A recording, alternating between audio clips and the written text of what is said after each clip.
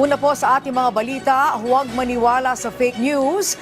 Ito ang mariing paalala ng Malacanang kasunod ng tangkang paninira ng ilan sa proyektong 20 pesos per kilo na bigas ng pamahalaan gamit ang social media. Git pa ni Palace Press Officer Yusek Claire Castro, ang guidelines para dito ay kasalukuyan ng binubuo. Si Kenneth Pasyente sa sentro ng balita.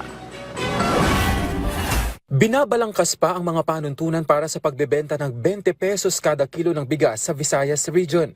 Iyan ang nilinaw ni PCO Undersecretary at Palace Press Officer Attorney Claire Castro kasunod ng di umano'y paglabas ng mga video kung saan ipinapakita umano ang hindi magandang klase ng bigas na sinimulan na raw ibenta.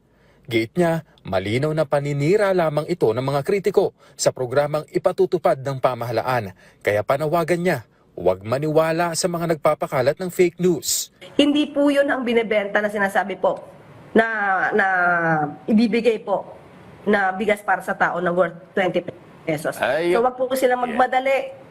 Kakasabi pa lang po ni Vice Presidente tungkol sa hayop, sa panghayop na bigas. Meron na sila agad video. Fake news peddlers po talaga. Muli ring nagpatutsyada ang opisyal sa naging pahayag ni Vice President Sara Duterte matapos pintasan ang ibebenta pa lang na bigas. Ayon kay Castro, hindi kaaya-ayang pahayag ito mula sa ikalawang pinakamataas na opisyal ng gobyerno. Walang makikitang maganda ang mga Duterte, si VP, ang Vice Presidente, sa kasalukuyang administrasyon.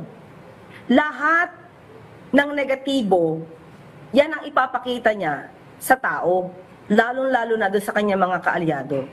Para pag sinabi niya ito yung negatibo, kakalat yan at hindi nang gagawin ng ibang mga fake news peddlers. Muli namang binigyang diin ni Castro na magandang klase ng bigas ang ibibenta. Ito ang mga bigas na ibinibenta ngayon ng 33 pesos kada kilo. Sinabi rin nito na sa Visayas unang ipinatupad ang programa dahil unang nagpahatid ng kagustuhan na makipagtulungan ang mga gobernador doon. Yung 13 pesos po ay isa-subsidize ng local at ng national.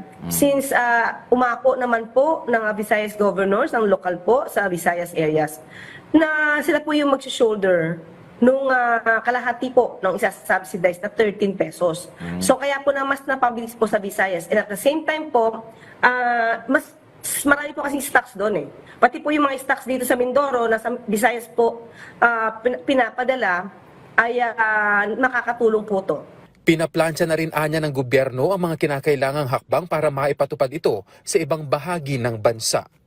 Kenneth Pasyente, para sa Pambansang TV, sa Bagong Pilipinas.